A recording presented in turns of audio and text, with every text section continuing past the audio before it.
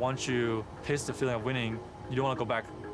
I want to go back to winning again, and I want to be in the finals, and I want to go to Worlds, and I want to be considered the best player in my role. It's important that we continue TSM's legacy as the kings of NA. TSM will get that Kaiser the pentakill! I guess TSM has rivalry with everyone, but it's more like everyone wants to have a rivalry with TSM. You obviously want to be rivals with the best team and the team that's had the biggest legacy. Historically, TSM has always had the numbers on us during playoffs. Disaster for Cloud9! But I think this time around, it's really going to be the one where we're going to beat TSM. They can die here! Very, very low, gonna be taken down! First blood over to Team Liquid! If you get a bye, then you need to practice way harder than other teams because having underdog power is a real thing. So if you don't try way harder than them, you actually might just get upset. Whenever I'm in playoffs, I'm here to win the whole thing. So I can't really stop at Team Liquid.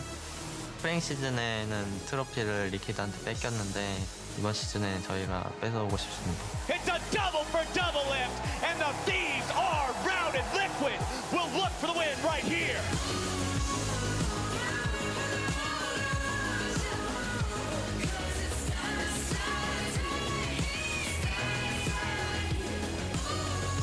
With every day and every series that we get to play, I'm one step closer to being back on the final stage. For me, it's something I've done so many times before. There's no reason I couldn't do it again.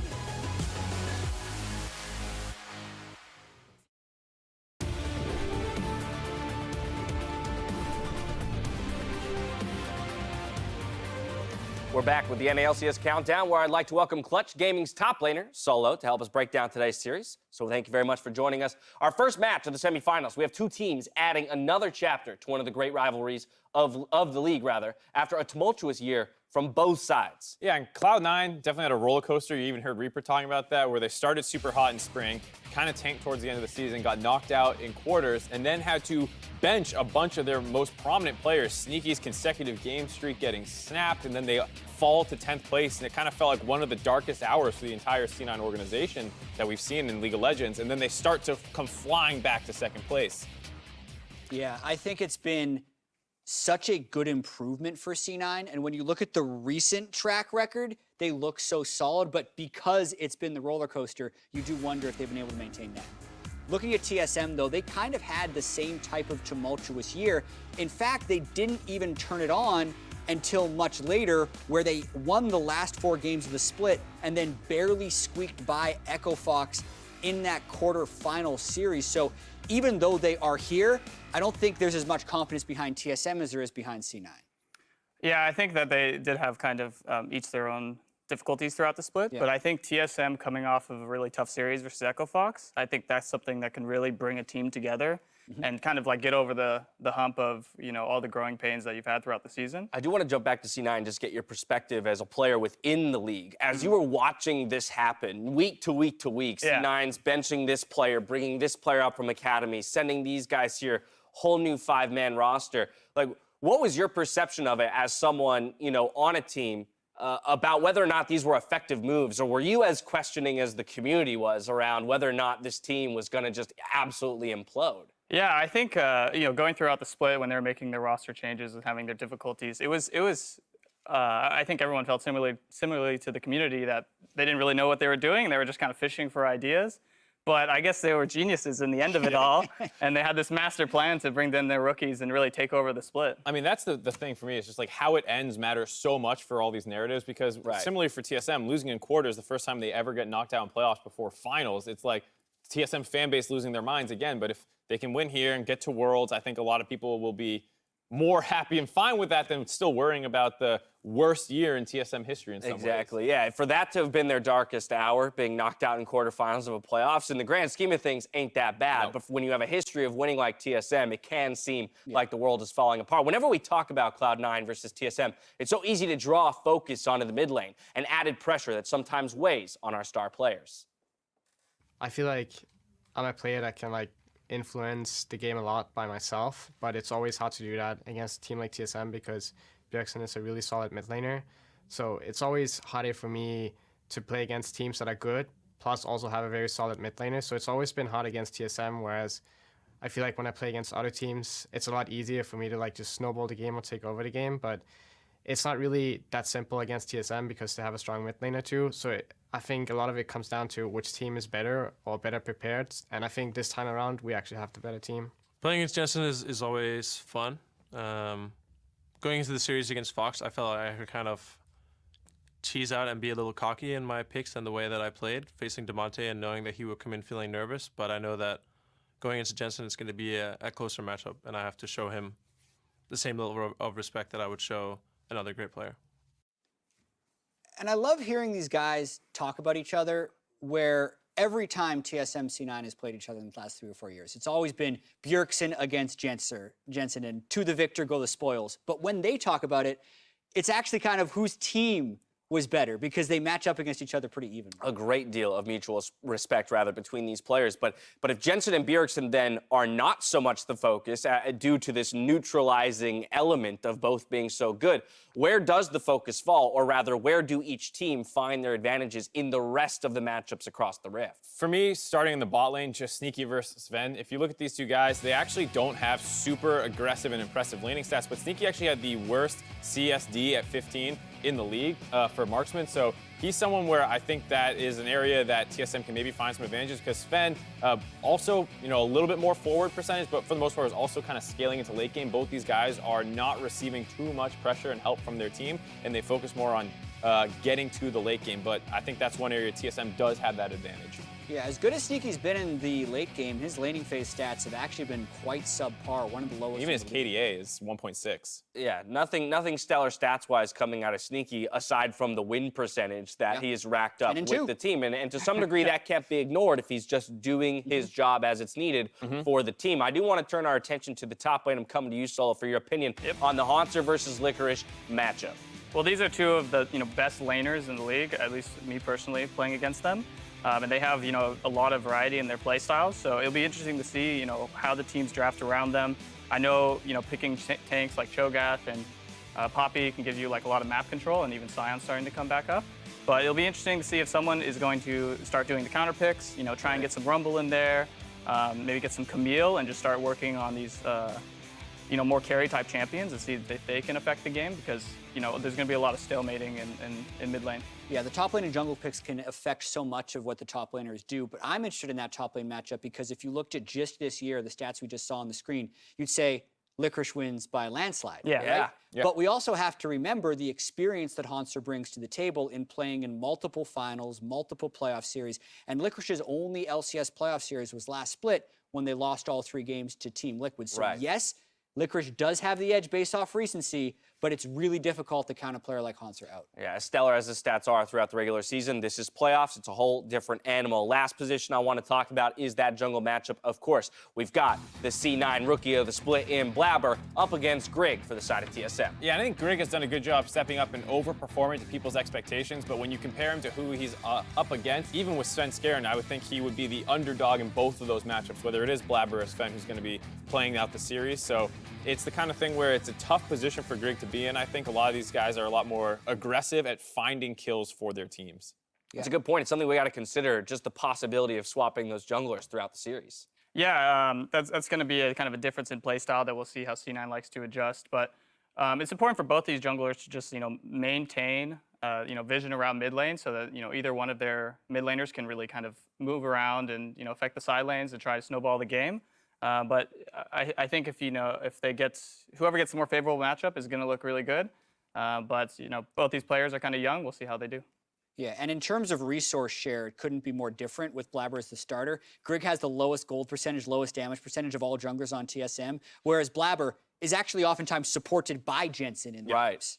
Well, that's interesting. So with all these points in mind, I want to know what the win conditions are for both of these teams. We're going to start with C9, so I'm coming over to you, Jet. Yeah, so I think it's important for them to play aggressive bottom lane, since I don't actually think Grig goes down there that often. Also pick strong team fighting in the solo lanes, concentrate your ganks on the top of mid lane as they have during the regular season, and also remember to stay proactive like they were in the second half of the season.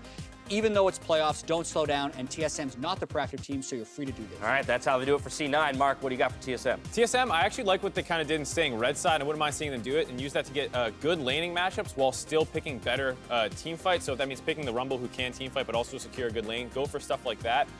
Have Grig hopefully neutralize Blabber by finding him in the jungle and shutting him down. Just keep vision on him. You don't actually need to kill him or anything. Ban Kindred, I think it's Blabber's best champion that we've seen. And then finally, bot lane has to step up in some sense where they have to overperform from what we've seen out of the regular season. You know, we've kind of identified that as the one place that TSM does have a definitive edge, arguably with the stats at least, over C9, so they need to abuse that. 2:30 ahead of game time. Let's get predictions down the line. Mark, starting with you.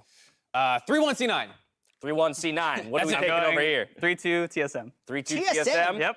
I put in 3-0 for C9. Woo! The 3-0 call for C9. So, hey, this is important. The prediction pineapple's still on the line as these two guys were tied in the predictions at the end of the split. We're in sudden death mode. Even though they've both predicted C9 to win, they have different series scores. Yes. So if one of them gets the series score correct, they are awarded the prediction pineapple at the end of the day. But with the match 2 minutes away, let's send it over to Riv on stage for the stakes coming into this series. Thank you very much, Dash. I'd like to take you on a trip down memory lane to the start of the LCS, when TSM's claim to the title was all but guaranteed, until a plucky band of brothers known as Cloud9 came onto the scene and disrupted what could have been TSM's first reign over the LCS. TSM knew change was needed and brought in a mid-lane prodigy, Bjergsen, to reverse their fortune. After coming up short in his first split in the NALCS, Bjergsen delivered on his team's ambitions in the summer of 2014. Now the splits to follow would tell the same tale. Cloud9, despite picking up a mid-lane wonder of their own, failed and found themselves consistently coming up short on another title because of TSM. Time and time again, their encounters are bloody, coming down to the slimmest margins, or, in their most recent encounter, one single keystroke.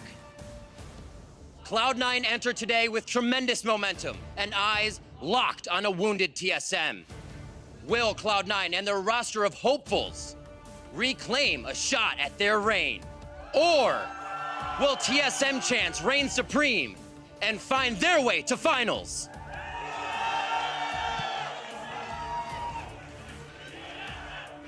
Thank you very much, Rivington, and thank you to this glorious audience here in Los Angeles. I am Freak, that's Kobe. On the far side is Azael. Are you ready for the most historic matches in the history of North America? TSM vs Cloud9, round 7, 8.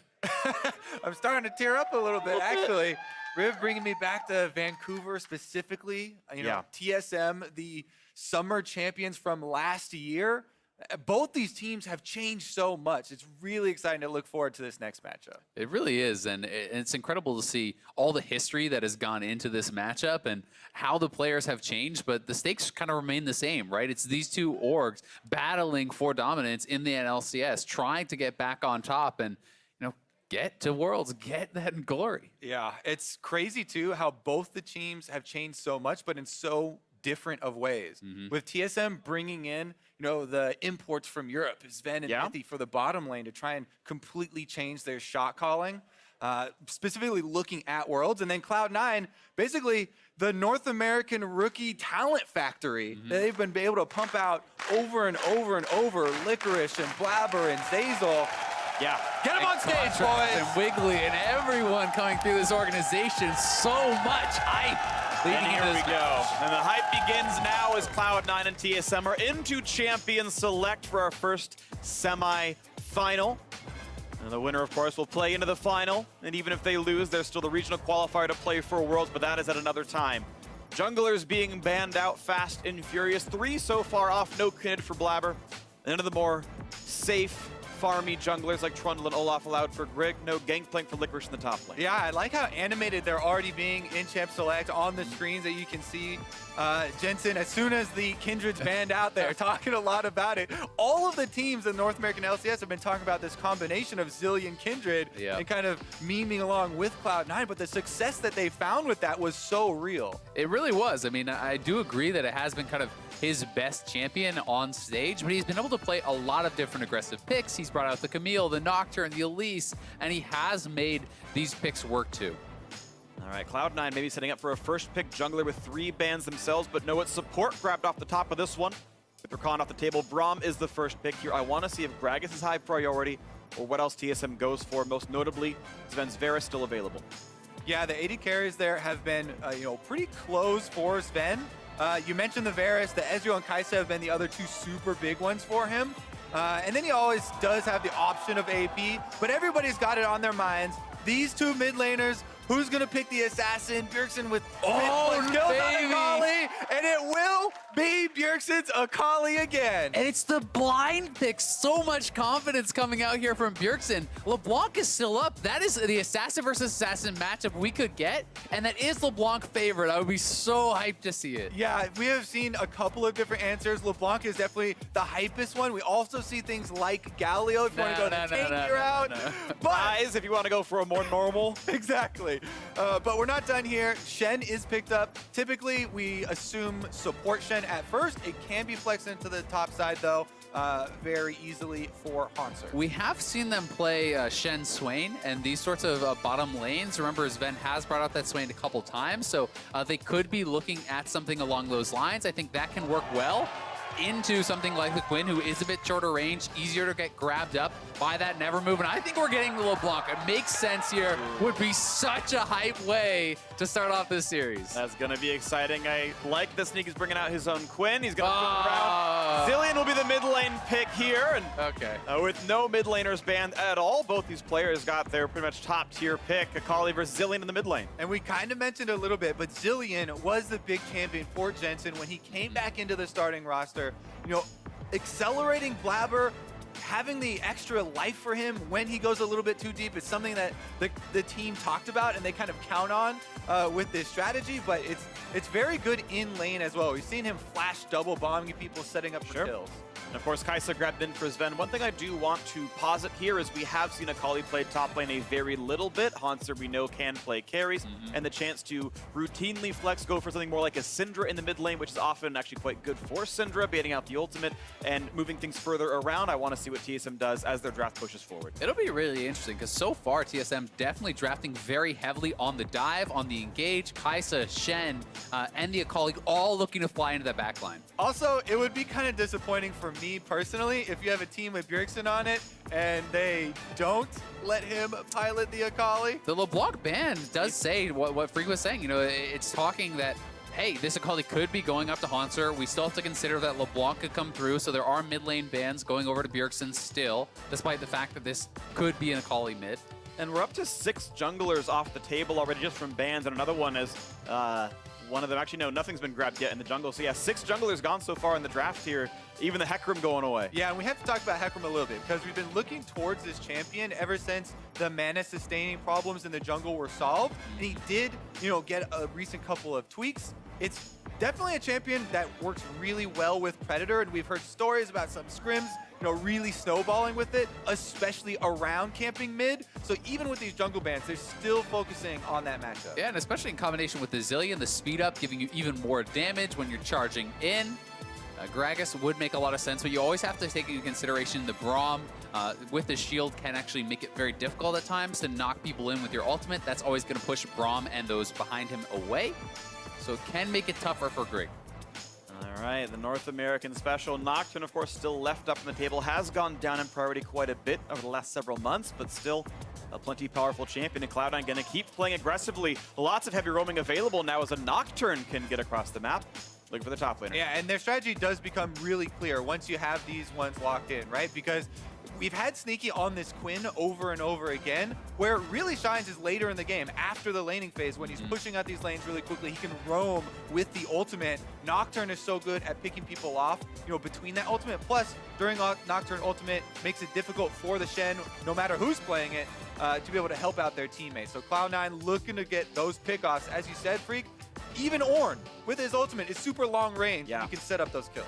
And I think that Nocturne ultimate, the timing of it is so critical. Not only is shut down the Stand United and teleports, but also Kai'Sa. If you actually are trying to have that Kai'Sa diving in and Nocturne ultimate comes out, you cannot get vision to actually dive in and support your team. So if that gets messed up, it could be a big deal. Yeah, I definitely would rather see a Nocturne ult early for the darkness and vision denial, rather than save it for later for the perfect jump onto the squishy. Even has some kind of play against Sion as well. Pops the ult, you hear it globally, and you go, all right, lights out. Good luck drifting without being able to see any champions. Could be valuable. Either way, the draft is secured, and Cloud9 with a lot of unusual champions that you don't often see anymore in League of Legends. Zillion, a bit of a Jensen special. Quinn for Sneaky, very much the same. But TSM, cream of the crop in a lot of places. Gragas very common. Akali really sought after as well. Kai'Sa, the most played of the split for Sven as well.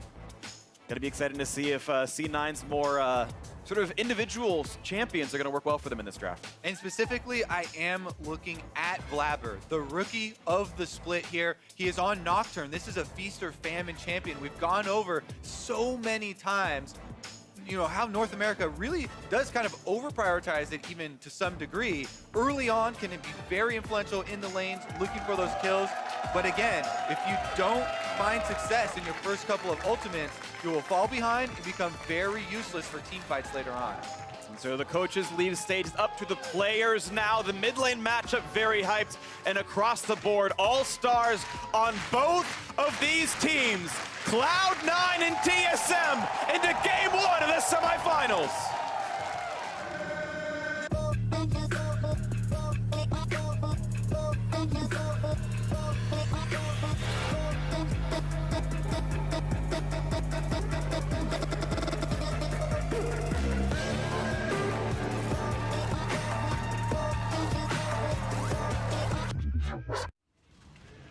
Welcome to Summoner's Rift. Game 1 in a best of 5. Cloud9 coming in as the favorites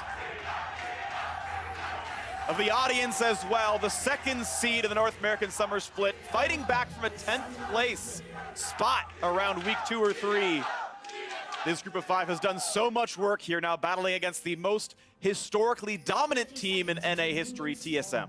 Yeah, we haven't seen Cloud9 in quite a while, because they went so far, because they got that bye. But remember, they won their last 8 games in the regular season. Right now, they're already starting it off, though, and Zeyzal gets his done. This is going to be such a tight series, I think. And you talked about the pressure on Blabber to perform, but I also think there's an incredible amount of pressure just on, as we're going to actually see a fight here. Yeah, a bit more across that one, but Mithy's going to walk away, no stun. Zeyzal, though, very injured, and has to recall maybe into the lane. I like how Mithy said, I'm not done with this trade. Goes back in for the support on support, and he gets a little bit extra. Yeah, Zeyzal, if he actually doesn't base, he's going to be down a potion. Yeah, so he's just going to stay out on the map and pop a potion for this leash. But a lot of pressure will be on Greg also. There's constantly focus on TSM junglers. There's constantly a lot of public attention, and he is a brand new player to the LCS here as well in his first playoffs with TSM, and expectations are so high. Even though they got knocked out in quarters, people are still expecting it's finals or bust for TSM. Very true. People already seeming to forget that TSM also went through a jungle change with Mike Young, taking in his spot on the Academy roster. Grig coming in to take over. One thing Grig has been extremely good at for TSM later on in the game is stealing big objectives. Yeah. Barons, buffs, dragons.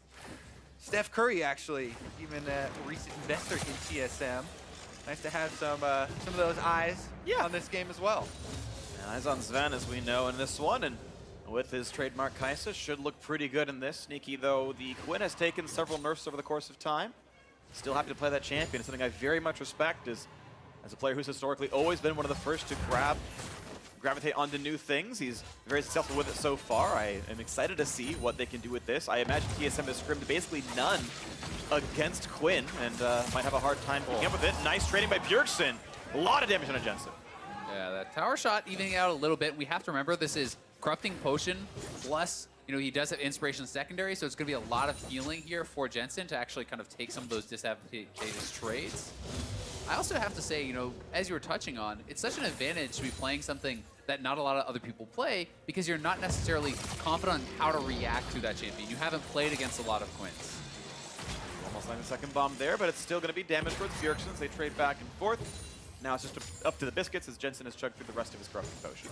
Love watching these two great players lane against each other. You can see how quickly the combos come out. And as they slip into even the obscurity there, able to get the slow, landing bomb number 1. So some career matchups between these two guys has been extremely exciting following it. Yeah, and very close overall. You know, a couple CS in Bjergsen's favor to separate them, but very, very even overall. These guys have really been considered the cream of the crop of mid laners in the NALCS for a couple years now. But it has always been Bjergsen coming out on top in those big games. And it's actually been since 2014 that C9 has not won a best of 5 against TSM. Knocked out in finals several times, and then earlier a couple weeks ago, or a couple seasons ago. All right, now though, pretty close holding pattern. Nice little trade on the bottom side. Doesn't land the Q, the slow's too much. Zazel getting with that one, losing a couple hundred damage, but it is at least punishment towards Sven. Doran's ring Kaisa, so it's actually less sustained with this kind of a build, but does have a lot of mana to keep spamming spells. And I do like the teamwork there. That was just a little example of TSM working with Grig, you know, the new guy on the roster. They call the jungler down. He's there for them to just clear out the ward in case something happens. Even though he's channeling his recall, he allows them to get that sweeper off, and he's around if there is some sort of confrontation. I think these next couple minutes in mid lane are actually going to be fairly critical because Jensen did spend all his mana, took an early recall, buys a Darksteel, and he's back out to lane. If you get ganked with no teleport at this time, before Bjergsen has even gone back to base, it could be very, very detrimental to the rest of your laning phase. So Jensen's going to have to be really careful in that mid lane for the next couple minutes. Well, I think Licorice might be heading back to base and using his teleport very soon as Haunter gets the better of that trade on Sion. Sion definitely does have a very strong lane phase, and Orange was taken down recently, but mid lane. Looking at the play right here. Will it be a body slam flash? Predator is on. Body slam, no flash. He wanted to bait it out of Jensen, but he held his nerve, and now the potential regank.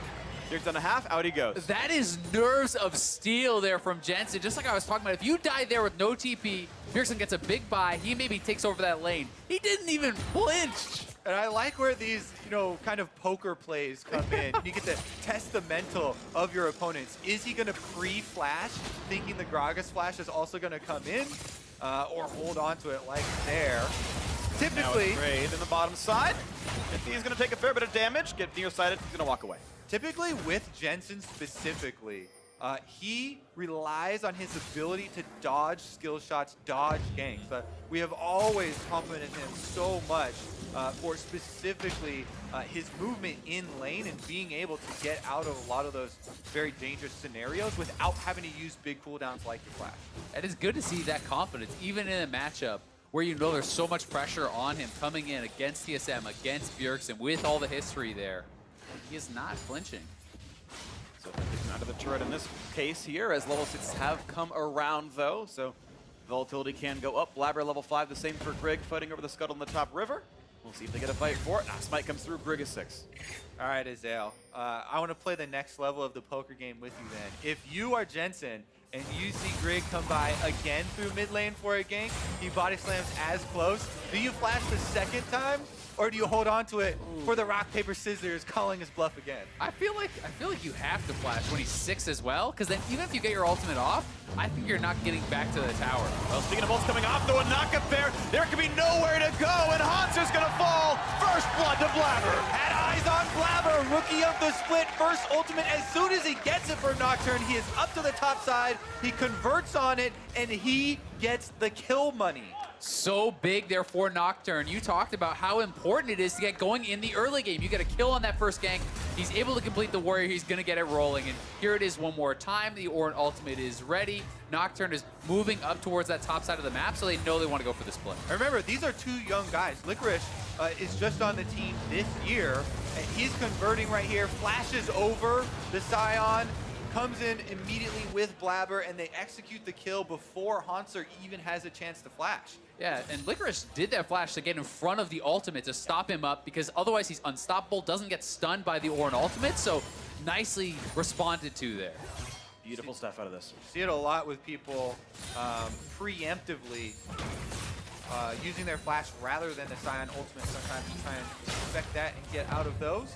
But we return back to the bottom side as level 6s are also coming in here, and you have to remember that Shen, once he hits level 6, can actually change those top lane fights top side as well. So even though there was a semi-global here used for Cloud9, the flash from Licorice that was blown offensively to get the kill can also still be punished, even though that was a good use of it, if they, they have Shen go up there or something. Yeah, and if you want to return to the top for Haunter, you have to be so confident that you will kill him off before that Nocturne ultimate expires and Shen can come in, because otherwise that can get turned around completely.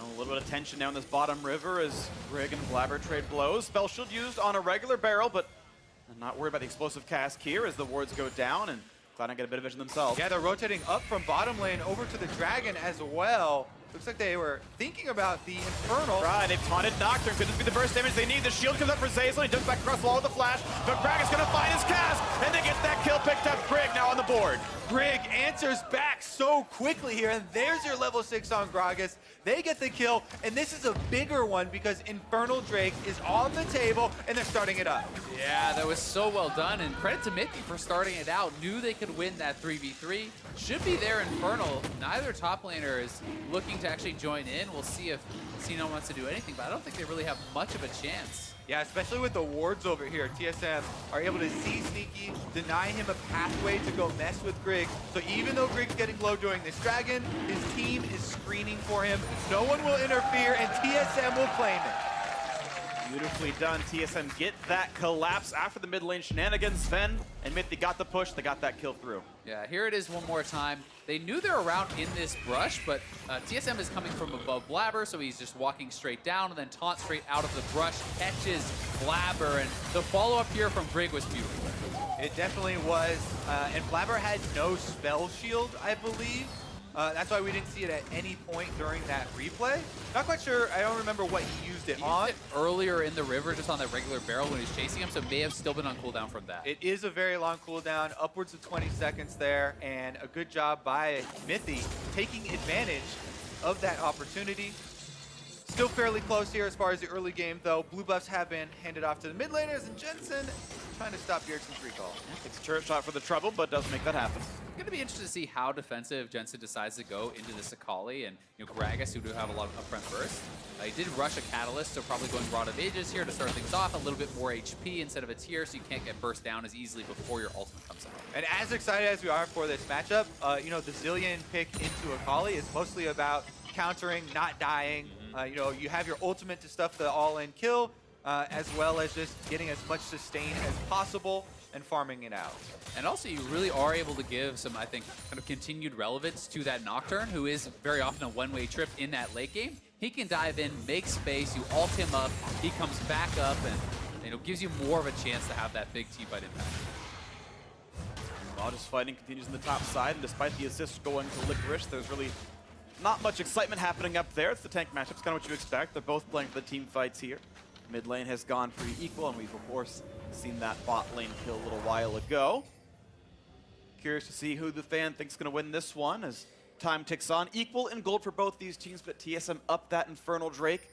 All important. It's going to feel pretty good. Gunblade not far away for Bjergsen. The item's still scaling up in the bot lanes. It looks like Blabber is really kind of getting ready to make a play here as he actually purchased up a stopwatch very early on. So he grabs that stopwatch, he has his ultimate ready. That to me says he wants to fight. We'll see where he's gonna look though. Maybe top side. Keep in mind that Shen ult is still available for Mithy, so this holding pattern is not gonna be easy for Cloud9 to break. But the Crab also spawning topside. Could be a visit also. over there. Yeah, Cloud9 actually taking over now in the chat as Blabber goes for the invade. He drops off a ward, but he's been seen on the way out. He sees the opponents coming across Predator. as well. He's going to be pretty safe with Predator popped. Going to kill off a ward, be spotted still. No ganks topside. They could fight over this. I mean, C9, they have 3 members in the area. I'm not sure if they want to actually opt into this team fight, though. Looks like they're going to back off. Yeah, it is a bit scary with the burst potential of level 10 Akali plus a Gragas. However, Cloud9 do have a couple of the answers now already. You mentioned the stopwatch, Azale. They picked up early. You can turn that later into your Guardian Angel. But that, in addition to the Zillion ult, would allow them to buy time. This is really nice, though, from TSM. As they see that Blabber was on the top side, Mithy immediately invades, gets multiple wards on the bottom side to protect them from any potential Nocturne ultimate. So they are pretty well covered and have done a good job tracking this Nocturne, and Blabber hasn't been able to get his second ult out just yet. Now Grig actually adding more objectives to the map right here. He's tied Blabber in kills. He's already grabbed that Inferno Drake, and now playing on Rift Herald. And it's Grig actually having a better early game than the rookie of the split in Blabber. Yeah, and Blabber, speaking of him, he's right over those wards that Azale was mentioning Mithy just put down. So they know he's bottom side now. The bombs. That's a lot of damage. Berks is getting low, heals up with a Q. Oh, attack now gets the ult from Mithy, staying alive, but a great fight out of Jensen. They hold that ult till the last second. Otto's in the air. You can imagine the team comes from bottom side now.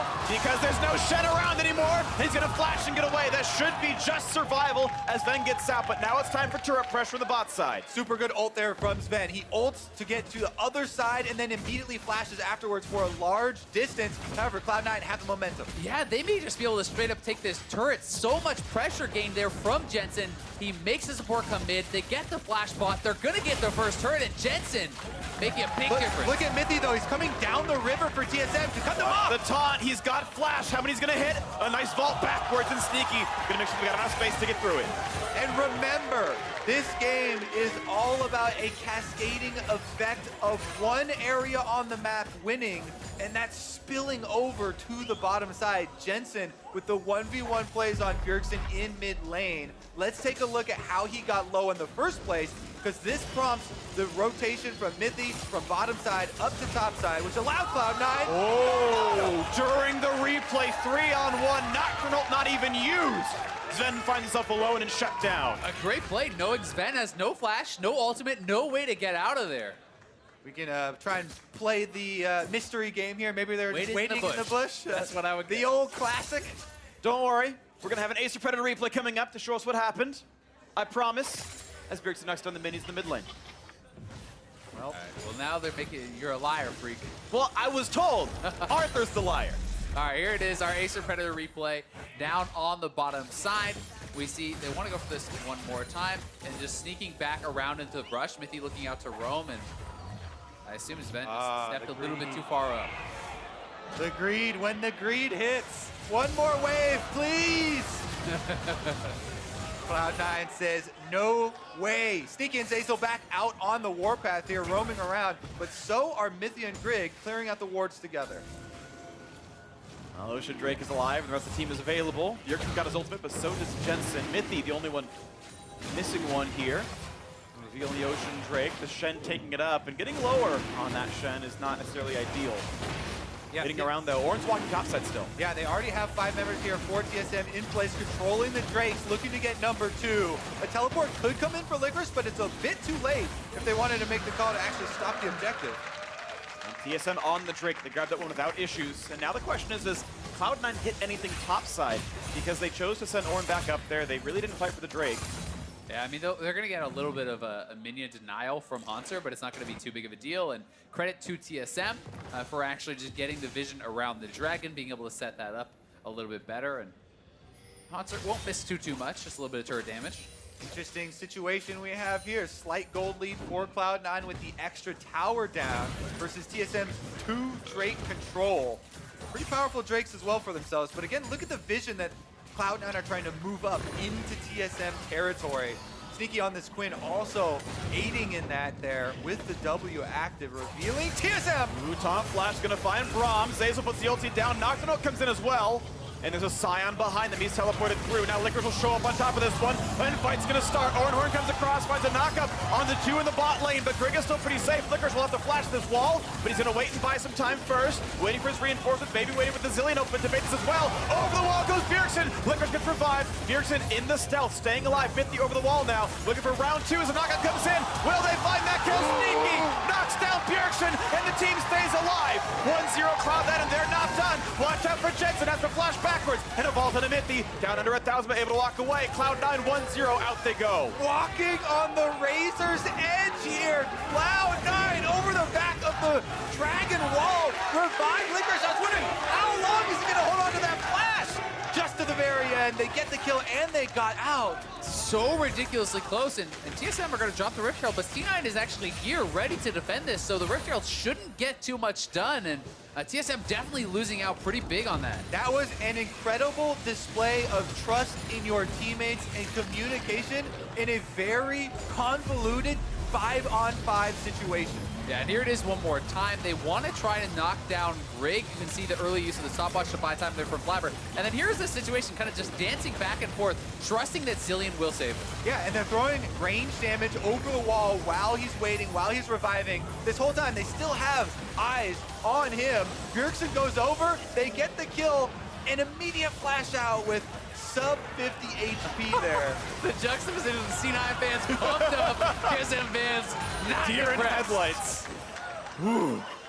An exciting game, though. Only 800 gold separates the squads, and TSM still with the Drake lead. This game is close. Yeah, and Sneaky, the benefit picking up 2 kills there, is now on 2 completed items. He has that Shiv as well as the Stormrazor, going to be a ton of upfront bursts with Electrocute as well.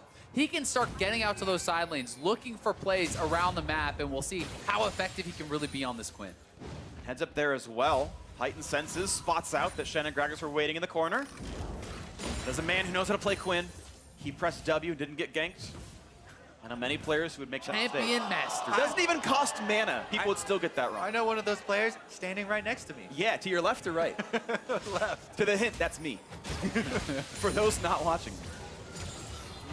Either way, still a very close one. Back into the bird form. Sneaky's going to find something else to do. Looks like he might be the big impetus now. Him and Blabber, really, those are the ones that are hyper mobile, able to get around the map. No teleport available for either top lane tank. 3 minutes to go for both of those cooldowns. And as the towers start to drop and we get into the mid game here, remember the champion select and what Cloud9 are looking to do with all this mobility.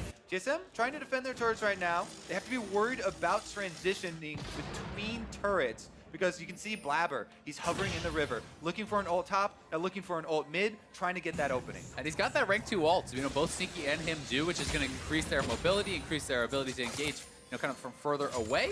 If they can hit this double bomb, may look to go in, but not just yet. Ooh, it's Bjergsen going in and getting the Shen on top of him. This is going to be a 2-on-2, and it's not enough to kill up Jensen. He's got the ulti still available. Nocturne will pop for some vision denial. Gragas still coming across, though. Can they get the revive? Yes, Nocturne goes back up, but Jensen will burn down. Bjergsen finds the kill, and it's now time for Nocturne with the re-engage. Quinn picks up one, looking for a second. A knockdown from Diesel. They pushed in Blabber, but they can't quite find that kill just yet. Shen comes around for this fight, maybe, but he's still in the river.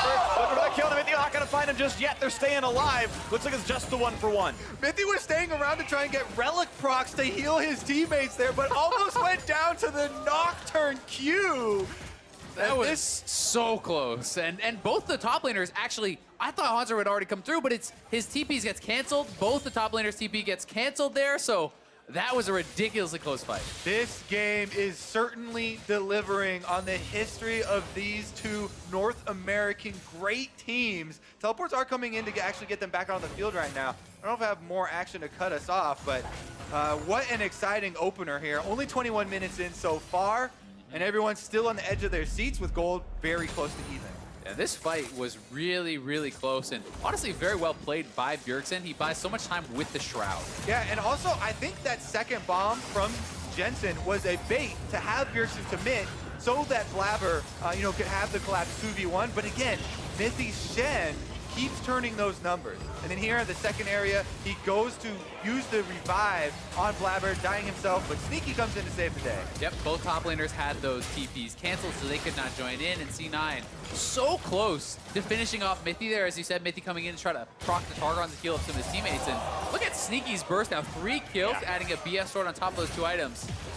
But one thing to talk about in that fight is we talked about how early you want to use that Nocturne ultimate. The fact that Blabber did delay allowed Shen to come in very, very early in the fight and really turn things around. So you have to be very clear about when you're looking for the fights and very quick to pop that ultimate. On this time, though, it worked out. TSM able to get their trade kill for what could have been a bait. Worked out all right. And we once again have a very close one here. Only 900 separating, and TSM still in the 2 Drakes, but a mountain has spawned. And TSM's gotten all of them so far. We'll see as they have got everyone out to bottom river. Sion's going to come in. He's going to find his damage towards Orin as Gregerson takes down the mountain Drake by himself. So that's going to be 12 damage per auto attack in the bottom lane. Yeah, Blabber's got a control word in there though, so Cloud9 have vision. Sneaky topside with no way of joining though means TSM might just get their 3rd Drake in a row. Yeah, Sneaky's just going to keep pushing. I think C9 is just going to try to get control of mid lane, buy time for Sneaky to potentially look for a second turret. We'll see how quickly he decides to come down, though. And this is important. When we have teams with split push options like this, oftentimes they'll throw the plan out the window in the mid game as soon as someone dies. Cloud9 here committing to it, and Sneaky might get 2 for his trouble. There are a lot of TSM members moving up, though. He has to be pretty clear about when he's going to back off. Kaisa can ult across, so Nox going to rejoin, but Sneaky's going to jump right into the opposing team. And a shutdown for Brig. The trade kill not going to come in as Akali joins in. A knock with the back line. Can they kill off Sven? Licorice will do so, but another one has fallen as Blabber has been taken down. Licorice will revive, but he's going to be alone underneath the turret. Cloud9 separated, a cast from Grig. Brings in Zazo. Licorice trying to run on the Ornn, but he's got nowhere to go. Surrounded by TSM, they surely have the damage, and it will be a team fight won by TSM. TSM get 3 kills for themselves, and Baron is ready. Grig already starting it off. They've made the call, but they've called him back. The rest of the team says, that's a little ambitious, my friend, and he just goes to Scuttle instead. Yeah, and it really was all started off by Sven. Sneaky stays up a little bit too long, gets tagged by the Kaisa here, and this means Kaisa's going in. Shen is delivering as well. Such a good engage from the bot lane duo. Just look at that shot from Sven, too, right around the minion. Barely tagged Sneaky to start this all off. As you said, Azale, everyone from both teams comes in to join this fight, but the trickle in just kind of adds to it for Cloud9, where they were already down a member of the team at the beginning, and they were never able to catch up in numbers. Sneaky, though, back out on the field, trying to push towers down. And it was also their guy who has most of the gold, right? When you lose your 3-kill Quinn that early on, it's going to be so difficult to actually win that fight. We'll see how carefully they can play this out, because that long-range engage from Kaisa is available if you can hit that W. Yeah, and you definitely don't want to do that into other members of the team. That was exactly. That was the perfect opportunity there for him to use it. Even though Sven didn't get Tokyo Drift. Even though Sven did not get that kill, Kaisa now is into the stage of the game where you have Rage Blade, and every consecutive item you're building on now does so much for her team fight damage, and TSM are going to have a couple of different options for these team fights as far as the delayed starts here with Akali and keeping that Kaisa safe so they can deal out damage for the entirety. It is always so scary, though. Not only are you against this Nocturne, who's doing pretty well and has a lot of damage, but Nocturne can be the bomb delivery system, which just adds a lot of damage on top of your ultimate. You throw a bomb on Nocturne's head, Nocturne ults in onto Sven, and if that pops too, that's another couple hundred damage on top of your kind of, one combo potential, which does make it very difficult for Sven. So much is going to come down to, can he stay safe and be protected in this team fight to really sit and get those auto attacks out? Oftentimes, too, it's such an interesting decision between the extra damage of a bomb on the Nocturne head or using the double for the stun. It depends on how many people are really close, but the towers are starting to fall, so we have more room for those fights to work with. Remember, Cloud9 still have not lost a single turret. Ooh, Sneaky's on top side. He did get spotted, but good use of the W. Exactly. Spots Grig himself, but you mentioned the fact that there's no turrets killed by TSM yet. This game is 300 gold apart, tied in kills, 3-0 on turrets, but only 300 gold apart. There is a ton of standing gold available to TSM. They have been taking the Drakes while Cena are pushing lanes, and those advantages are going to stick with them the entire game. This feels like TSM are in control to some degree. Yeah, they're in a pretty good spot. The question just becomes, will they ever get to take those fights? I mean, C9 has the Quinn, who's going to be better in the side lanes. They have a Nocturne to support those side lanes, and that can be tough. Looking now in the mid lane, Liquor's going to take a bit of damage, not yet knocked up by Hans, but the rest of the team is still coming down. Now maybe turning it around as Jensen shows up, but it's a 2v3 in the mid lane. TSM able to walk away cleanly. And both of these tanks for each team have the spammable shield, so it's difficult to get lasting damage on these guys, even if they are the ones that they're starting out the fight on. C9 may look for a team fight now. They have 3 items complete on Sneaky. IE came in. Yeah, IE spike's going to be a big deal. You can see the Orin Horn came through, but no fight to be had. TSM cleanly walk out. Yeah, Cloud9 have to abort mission after that one. They whiff the Ornn ultimate. That is a huge part of their AoE team fight. Right now, TSM have plenty of time. They've got Bjergsen splitting on top side. The Sakali wants to get to that level 16. Once Bjergsen can get that last rank in his ultimate, he can have a huge impact. And you mentioned how important Sneaky is, Azale. If Bjergsen, level 16, Akali can get on top of him, then there will be no more gold to use. Yeah, no MR on Sneaky whatsoever. He has that Braum to block. He has the revive available, but you know, he's depending a lot on his teammates to kind of keep him alive. And we'll see if he wants to go into something like a Hexdrinker to help with that potential dive coming in later. All right, well, once again, we look back across the map. Jensen, 16, Bjergsen not quite there as he shoved in mid lane. Looks for Krugs and comes back again. Blue's going to be handed off to the Zilean without much of an issue. We look for TSM's locations. They're all kind of on the passive side of the map. Lots of recalls that come through. Zhonya's completed. Pretty important spike there for Bjergsen's Akali. The rank 3 ultimate for Zilean is always so big as well. With this much AP, you're essentially bringing back carries at full health. You know, it's almost 1700 HP you're brought back with. That is more than Sneaky has. That's going to be more than Blabber has. So this is really, really strong at this point in the game. It's a full second life. And another Drake is about to come up. 15 seconds on this Infernal. Drake number 4. And this would have to be you would think where Cloud9 would put their foot down and put a stop to this TSM train. Pulling the team together, Sneaky coming down the river, waiting around in the mid lane, taking a bit of an aggressive path and maybe hoping to bait something out. Bjergsen's still not 16, worth pointing out, but Hurricane is done on Sven with a 3-item spike for both bot lane marksmen here. This is so big. TSM really wanted Bjergsen to that level 16 for the ultimate. Still haven't been able to get it. I wonder how much more he needs. It's going to be actually a couple more minion waves, especially if he's sharing with the rest of them. Cloud9 starting to create some space. Those bombs, that poke over the wall, there's not that same kind of utility for TSM trying to push them away. And the top lane has been set up by Sneaky, so that's going to get to the turret very soon. Nocturne is clearing the ways on the bottom side, so TSM would need to engage now if they want that 5v4. Cloud9 playing the map quite well. Mid lane now being pushed back and forth. TSM first to push, but the bombs coming down should equalize that. But it means that TSM now have river control for this little bit of time. Scuttle towards Cloud9. And Grig's going to pull aggro. A nice knockup from Hanser on Azazel. And Akali's off in the wings behind the wall. Is he going to find the flank towards Sneaky?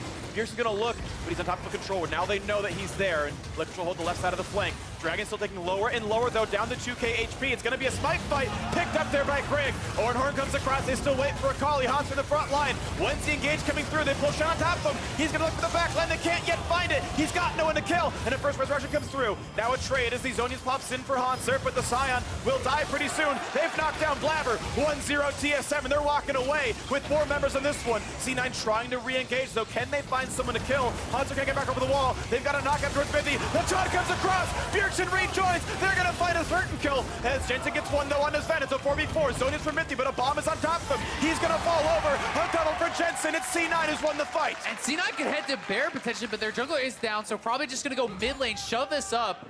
There are some pings from TSM on Baron, so they are worried about it, but what an extended fight. That was so close. Yeah, definitely tough to keep track of all the revives possible here. The Guardian Angel now going to be on cooldown for Blabber, and he did go down in the end after Grig already secured the smite for TSM, so that means 2 Infernal Drakes now for the late game scaling for TSM. Yeah, and C9 really kind of hesitating to go in at the start. This is this dance back and forth for so long, but in the eventual play, Blabber doesn't even really contest the smite. It is Grig getting it without Blabber even being in range. So Hanser doing a good job buying time. Bjergsen always threatening that roam, and that created a lot of room for them to work with. Yeah, Blabber walks up there, but Hanser able to land the Q, and then he soaks a lot of damage, and Bjergsen goes in, kind of zones the backline of Cloud9. You can see Sneaky didn't get to enter this fight, and Cloud9 were very separated there. When Blabber went in, and then Bjergsen and Mithy were able to cut off the rest of the team. Yeah, Sneaky doesn't even join the fight before Blabber had died 2 times. But then they have that 4-man squad. Sneaky's still healthy. They have the Zilean ultimate to bring back up Zazel, and all of a sudden they can turn it around. And Jensen killing off Sven there. The Kai'Sa going down first for TSM was so big in allowing them to get the second kill. But again, TSM continues to stack up these Drakes. So while Cloud9 still have control of the map, they still have not lost a turret, they still have the gold lead, TSM have a lot of power waiting in those buffs. Yeah, and we do like to talk a lot about kind of hitting critical mass on an assassin when you can one combo someone as they're looking on Haunter in the mid lane. He's gonna ult away from this one, yells cowards, and realizes he's talking to a mirror, but stays alive. 2,000 gold, though, puts Cloud9 ahead. That is battling against the double Infernal Drakes, though, of TSM, and I feel like the stats are similar. C9 do have a bit of Baron control. It's their own control inside that pit. They've got some aggressively across the jungle as well. And Licorice is pushing bot lane. There's no one from TSM to answer him just yet. So TSM, you know, struggling a little bit to deal with some of this side lane pressure. It feels like they are usually a step behind on that, but they have been good in the fights, and their farm is very, very healthy here. Nice toggle on the Fog of War. You can see here from TSM's perspective, they don't have vision. Licorice is coming. They're gonna go for this play right now, looking for the knockups into the back line. They're gonna try to assassinate Sven, but he's gonna kite away and stay alive. Flyer's gotta be careful, but Greg is caught along with the Zonias, and he's gonna flash away, staying up for this one. Now Licorice holding the front line. A big knockup, not gonna be found for Hanser, and they could chain him down. Under 1,000 HP, he's gonna walk away and ult back out as well. No casualties, but lots of low health bars. Yep, lots of low health bars indeed. All the tanks walking away in the end, and the junglers as well. In the end, we still have the pushing minion wave on top side though, and as Zale points out, there's a Warbox on Licorice, so you know they're going for round two. Bjergsen, he nearly one-shot Sneaky. He's got to get out of this one. Bjergsen can't quite get the rest of that kill, but it's going to be hard to team fight without a marksman now. Hans in the front. They're going to try to burn down Licorice. They get one. Minty gets the kill, looking for Jensen as number two. Can they chase him down? Not quite, but it's Cloud9 now stuck inside, recalling towards their base. What a big teleport there from Hanser, and the re-engage for TSM gives them control over the Baron pit for the first time. And I think they're going to just straight up start this up. Sneaky is going to be flying out there very quickly. Jensen is back with his ultimate available, but that Baron is going down quick. Blabber is going to fight. Jensen's going to go for this one as the Baron's at a 4,000 HP. Smite is available. Can he get in the pit? Can they fight for it? Into the front line that goes them. Sneaky trying to get his kill. He'll be revived, but watch out as Bjergsen wants to find someone to kill. Zazel's going to fall. Sneaky caught alone. He's taunted. That's a 2 for 0. Make it a third. TSM cleaning up the map. And TSM are going to get this Baron. It's just Jensen alive. They get the kills. They'll claim the Baron. 4 dragons to 0. They have a stranglehold on this first game. With this Baron buff, TSM has so much gold to claim on the map. They haven't taken a turret yet. They can basically mine these things like gold. Just filters into their base. Sven getting richer. 361 CS, despite being against a marksman who can fly across the map. It's been better farm for Sven's Kai'Sa. We can watch that Baron fight once again. And this is, again, with Licorice already down, Sneaky's already very low, so as soon as the fight is going to start, you're going to have to use that Zillion ult onto Sneaky, which means no one else can really be helped. Yeah, Cloud9 had no front line because Licorice was the guy who got killed, so they have no one who can soak damage. That ends up being Sneaky there in the front line. Then you have to kind of juggle aggro, use the ultimate from Zillion. In the end, it's not going to be enough. TSM starting to take their toll, though. Mid lane will be first. That's going to be the turret falling. TSM now 1 on the board here. Will there be a C9 re-engage? They got that fall, a bit of a slow towards Hanser. That's done as well as the minions can fall, but will it be much of a chase? They're going to try, actually, to find themselves a single kill. A flash for Zazel's going to stop that one. But here comes the re-engage, knocked into the back line. Another Shen-ult used to keep them alive, though. And they're going to get that kill on a Hanser slowly but surely. No, he flashed away, and that Sion is still alive. He's undying in lore and in the game. As now Blabber's running away, looking for another re-engage towards Greg. Here comes the flank in for Bjergsen. He's going to look for Jensen. Does he have the damage? He does. But it's a 1-for-1 as Kai'Sa has fallen. So the fight must continue. But look at the damage towards Sneaky. Does get burned down. TSM winning yet again. Zazel's going to drop. Licorice now left alone. A triple kill for Bjergsen. And he's got to look for his 4th. It's a very tanky orb, but he is not getting away from this one. TSM 4-1 in the team fight. Elder Dragon is available. Baron buff is still on them. TSM have all the options in the world to go with, and it's going to be right down the middle. They can go right down mid, get the inhibitor, and then potentially go straight back for that Elder Dragon. 4 dragons to their name. Hanser, just a raid boss there in the mid lane. C9 committed everything and they couldn't get the kill. If you lose a fight with the enemy team wearing Baron, you have to give up so much afterwards. The push is immediate, and TSM are already inside the base. And that is inhibitor down, and respawn still a few seconds away, so Cloud9 not going to join much of anything.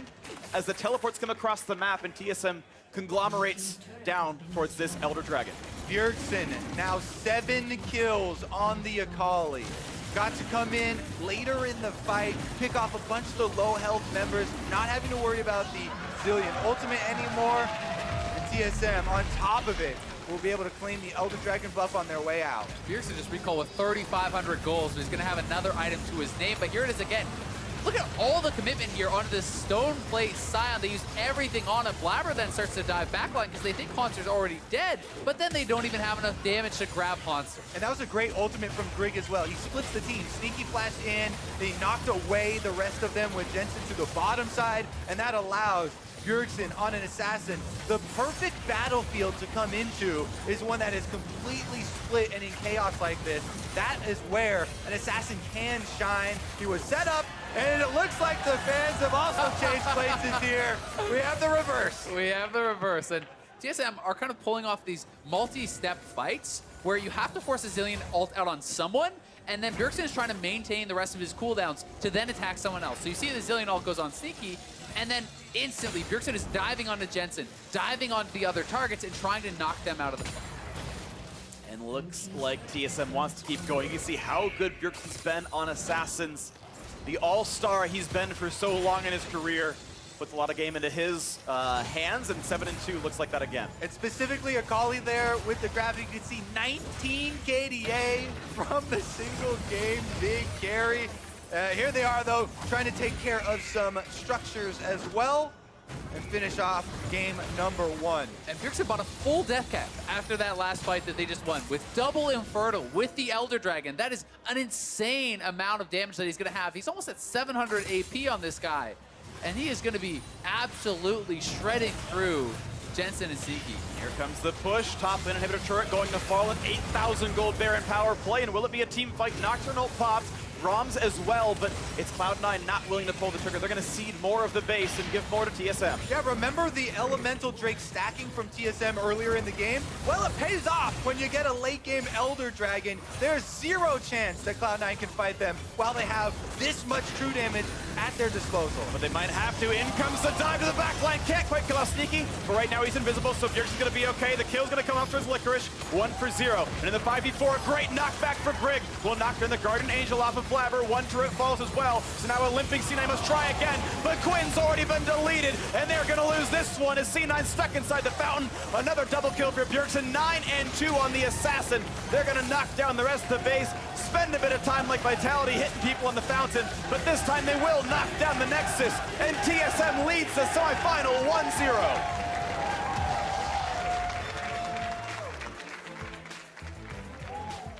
What a way to start off semifinal weekend here at the North American LCS. Cloud9 out to an early lead, trying to snowball with the Nocturne Quinn, but TSM able to put a stop to it. And the Assassin in the mid lane shining, but also kind of the Untold Herald here. Sven on Kai'Sa doing a lot of work with the most damage dealt in the game. I've also got to give a lot of credit to Grig. He was 2-0-14 quietly that game. He was involved in all but one of the kills. He is there, you know, answering ganks from Nocturne early. He's pressuring on the other side of the map. He's getting the Rift Herald. He's getting all these dragons. And Grig, I think, you know, Mark talked about one of the win conditions he felt for TSM was kind of Grig controlling Blabber and answering Blabber, and I think he did that beautifully. And him setting up the battlefield for the Assassin to come in was so big too. The Gragas ultimate really, really well played, considering there's a Braum in the game that has Unbreakable that can make it very difficult to use that. Yeah, beautiful stuff out of Grig. Beautiful game out of TSM to get that first game victory, and now to get their thoughts on how game 1 played out. Let's hand it off to the State Farm analyst desk. Thank you very much, Freak. As per usual, C9 TSM series never disappoint, but TSM comes out on top in game 1 between these two teams. Let's take a look at the draft first, because I think we had a lot of questions around, especially with C9, kind of the unique stuff that they had pulled out throughout the split, what they would come in prepared with, having had a bye, and some knowledge of what TSM played in their quarterfinal series. Yeah, they did a lot of things that were C9 towards the end of the summer split with the Zillion and the Quinn early on. They also dared Bjergsen to play Akali, which they probably shouldn't do again. It looked okay for a little. the lane was going well. This was actually a very close game, but I would say when Mark and I went over win conditions at the start of the day, almost all of my Cloud9 win conditions isn't what Cloud9 did this game. They didn't pick for late game solo lanes. They actually weren't that proactive because TSM was able to just walk to every single Drake, and they didn't play that aggressively bottom lane. So I was very disappointed in what C9 brought to the game, and I thought they looked a little scared. I love what TSM did. They followed my win condition. Ban Kindred, control Blabber early. The Drake control, I'm surprised that they were able to get 4 out of 4 Drakes, but the fact that their bot lane got dove and kind of lost their turret early on, and there was some pressure around the mid lane. And then, yeah, they mostly used their counter picks for getting good team fighters and things like that. So, hey, I was pretty happy with it. And talking about the picks, in particular, I want to take a look at that top lane because we saw the first successful gank from C9 come into the top lane, Ornn versus Sion. But as we scaled throughout the game, we kind of saw just the prowess of the Sion pick play into the team fights quite well. Yeah, so I mean, Sion is one of those champions that even when you gank it, he's gonna have this like insane team fighting because he's just so tanky. And compared to a champion like Ornn, who's more of a engager than he is like a true tank, when you have these team fights, it's gonna be really hard to kill the Sion, especially when you're running something low damage like Zillion and Quinn.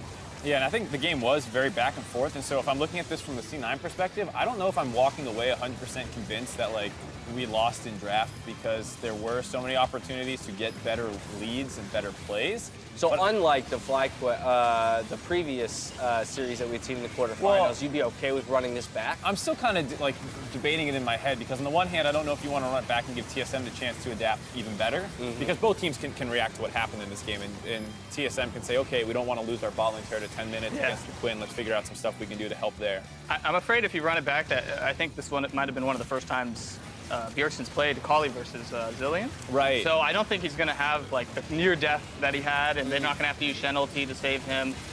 So you might not even get that opportunity to dive bot early.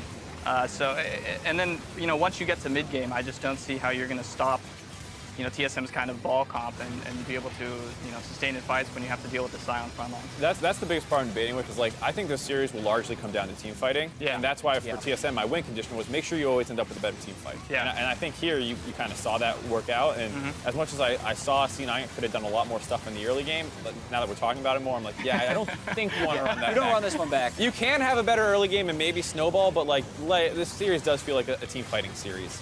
Listen, I thought C9 was a big favorite coming into the series, and that either the C9 rookies wouldn't necessarily play that well in this game, or that TSM's clutch experience was going to come in big to try and swing it. And here, like, Grig actually, as a rookie, played pretty solidly. And I thought Blabber had one of his worst games ever. Like, he's only played 9. Yeah. It's not that powerful of a one of the worst games ever because he was on Nocturne, he had the potential to snowball, he had lanes that had great gank assist.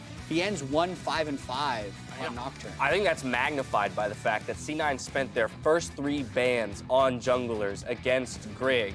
Only the Kindred ban coming through from TSM in those first 3, and yet still Grig seemed to outperform Blabber in the first game of this series. And so this is where I turn to you guys and looking ahead to game 2, ask, what is the possibility or the likelihood that C9 does look at utilizing that sub-roster or the bench players of Svenskeren and Golden Glue, or one or the other, doesn't have to be both, as a package deal?